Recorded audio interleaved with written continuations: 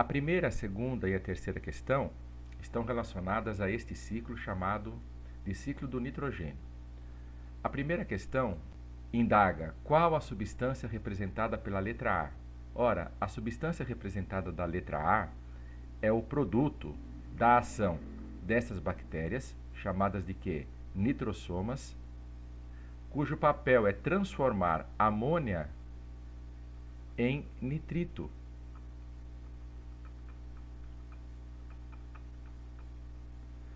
Dois, qual o papel desempenhado pelos organismos decompositores? Então perceba, a ação dos decompositores é transformar matéria orgânica, MO, matéria orgânica, em matéria inorgânica, em amônia. Refeições onde estejam presentes sementes das plantas conhecidas como leguminosas. Leguminosas é uma família de plantas cujas espécies mais conhecidas entre nós seriam o feijão, o grão de bico,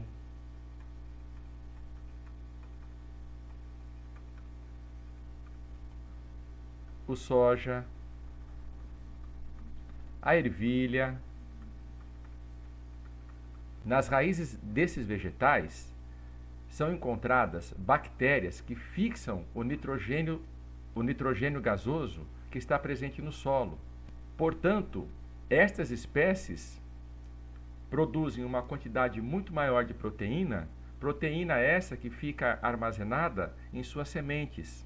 Então, qual o nutriente que é encontrado em maior quantidade? Este nutriente são as proteínas. A figura ao lado ilustra as principais etapas da fotossíntese. Analisando a figura, vamos responder à questão 4, 5 e 6. Qual o nome da fase B? Esta fase, que é a primeira, sem a qual não acontece a fase B, é chamada de fase luminosa ou também fase clara. A fase B é denominada fase escura. Qual a substância representada pela letra A? A substância representada pela letra A é a água, que é absorvida pelas raízes, sobe até as folhas, aonde recebe a energia luminosa e é quebrada em hidrogênio e gás oxigênio. Desta maneira aqui, água, H2O, luz, cujo símbolo é lambda,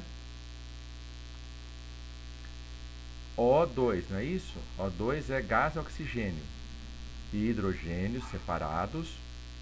Acontece que aqui nós temos 2 oxigênios e aqui só temos um, né? Então vamos aumentar uma molécula de água. Agora sim, temos aqui um O com este O. A luz quebra essas ligações, deixando esses oxigênios livres, a fim de que eles possam se juntar um com o outro, formando a molequinha de oxigênio. E esses hidrogênios, provenientes da quebra da molécula da água, são pegos por esta outra molécula, chamada NADP, e são conduzidos à fase chamada de escura da fotossíntese. Então, respondendo à questão 5, a substância é a água. Em um período de 24 horas, em quais momentos acontece a fase B, que é a chamada fase escura? Esse termo, conforme foi comentado na aula, é um termo que a gente tem que tomar o devido cuidado. Por quê? Porque a fase escura, ela acontece durante todo o período luminoso, devido ao fato desta substância, que é produzida na fase clara, ser o combustível para acontecer a fase escura. Então, a fase clara, durante a luz, é produzida esta substância, e esta substância é a matéria-prima para ocorrer a fase chamada escura. Agora, por que ela recebe este nome de escuro? Porque continua ocorrendo ao entrar a noite, e ela ocorre até esta substância, que é a chamada NADPH2, se esgotar. A grande importância ecológica das algas planctônicas é devido ao fato de elas proporcionarem a produção de oxigênio na Terra. A figura ao lado esquematiza dois momentos, momento E e momento F, nos quais uma bexiga, que é esta bexiguinha aqui, cor-de-rosa, encontra-se no interior de um cilindro. Cilindro é este tubo aqui,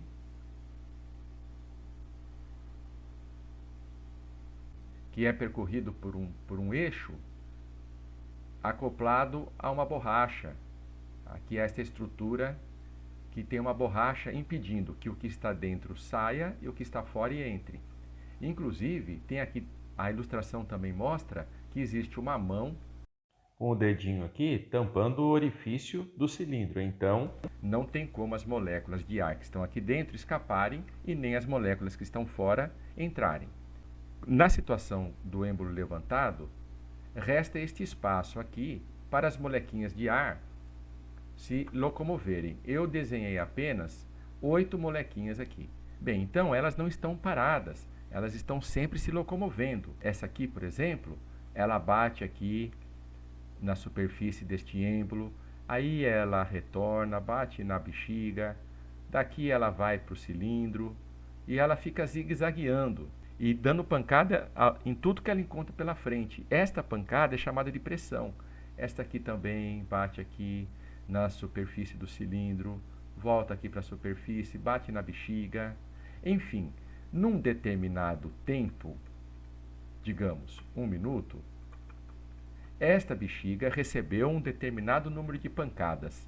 Eu vou colocar aqui 1000 choques, aleatoriamente, beleza? Quando o êmbolo é abaixado, o volume disponível para estas molequinhas que eu desenhei aqui fica restrito. Então perceba, eu vou ter que desenhar as 8 aqui, ó, 2, 3, 4, 5, 6, 7 e 8. E elas estão sempre se movimentando. Por que que esta bexiga diminui de tamanho? Porque ela vai receber, na mesma quantia de tempo, uma quantidade muito maior de choques. Por que que ela vai receber uma quantidade muito maior de choques? Ora, pensa uma coisa. Quando o volume é reduzido, a distância que as moléculas de ar têm que percorrer para se chocar de novo com a bexiga diminui. É bastante diminuída. Então, esta aqui já está mais próxima da bexiga. E ela bate na bexiga, bate aqui no cilindro e não tem que percorrer uma distância muito grande. E uma distância muito grande para ser percorrida leva tempo. Portanto, nesta situação de volume diminuído, como as moléculas de ar não têm uma distância muito grande para percorrer até chocar de novo com a bexiga, esta bexiga aqui acaba levando um número muito maior de choques. Um número maior de choques é chamado de aumento da pressão.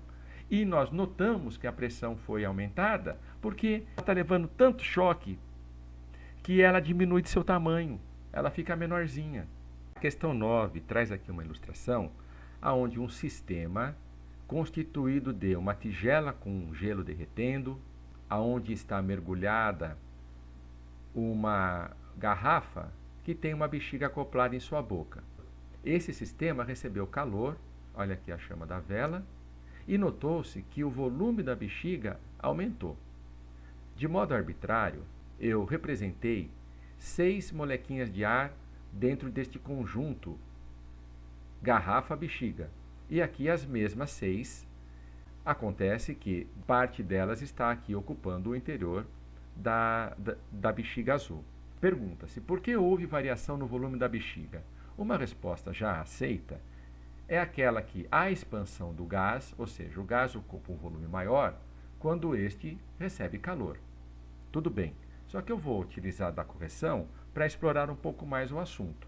E para isso vou recorrer à resolução da questão anterior, na qual uma bexiguinha foi desenhada dentro daquele cilindro. E eu vou desenhar uma bexiguinha dentro deste conjunto, garrafa, bexiga maior que a bexiga azul.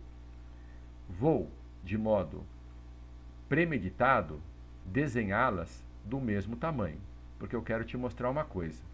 Na situação anterior, quando o êmbolo foi levantado, estas 3 molequinhas acabaram por ter uma distância maior a ser percorrida até se chocar com a bexiguinha cor-de-rosa. Então ela se choca no êmbolo, bate na bexiguinha. Como leva um tempo maior para percorrer esta distância que aumentou, o número de choques sentido por esta bexiguinha diminui. Isso significa que a pressão sentida por esta bexiguinha cor-de-rosa diminui, tanto é que o volume dela aumenta. Agora, por que que nesta situação do exercício 9, o volume aqui não aumentou? Pelo seguinte, embora a distância a ser percorrida por esta molécula até bater aqui, isso leva tempo, concorda com o professor? Esta aqui vai bater aqui, depois ela vai subir, depois ela vai voltar até bater nessa maior. Então a distância é grande. Tudo bem, a distância é grande quando comparada à situação anterior, antes de receber calor. Mas por que que ela continua do mesmo tamanho? Isso significa que a pressão permanece constante. Permanece constante porque, embora a distância que essa mesma molequinha tenha que percorrer na situação aquecida para se chocar com esta bexiga menor, ela o faz de modo mais rápido. Então, aqui a distância é pequena, só que a velocidade dela também é pequena. Já na situação aquecida, a distância que ela tem que percorrer é maior, porque o volume aumentou, só que ela faz de modo muito mais rápido. Então, o número de choques sentido pela bexiguinha que eu introduzi aqui no sistema permanece o mesmo. Portanto, seu volume não sofreu variação. A questão 10 tem uma ilustração que nos mostra que um copo está mergulhado de ponta cabeça dentro de uma tigela que contém água. E existe também uma diferença entre os níveis da água dentro do copo e fora dele, ou seja, a superfície da água na tigela e a água dentro do copo. Por que que existe essa diferença? Bem, uma resposta aceita é a seguinte: o ar é matéria, o ar ocupa espaço e não permitiu a entrada da água, porque dois corpos não podem ocupar o mesmo lugar no espaço. Mas eu quero chamar a tua atenção porque fora permitida a água entrar um pouquinho aqui no copo. Vem para cá. Eu desenhei aqui 3, 6, 9 molequinhas de ar, 3, 6, 9, a mesma quantidade de ar. Uma das propriedades do estado gasoso é uma distância considerável entre suas moléculas. Ora, se elas estão a uma distância considerável, isto permite que elas se aproximem. Diferentemente do estado sólido. O estado sólido, as moléculas que constituem o sólido, elas estão praticamente grudadas umas às outras, não permitindo desta forma que elas se aproximem ainda mais, porque elas já estão aproximadas o máximo possível. As moléculas gasosas não, existe um espaço grande entre elas. Isto explica o fato da água ter entrado um pouco. Por quê?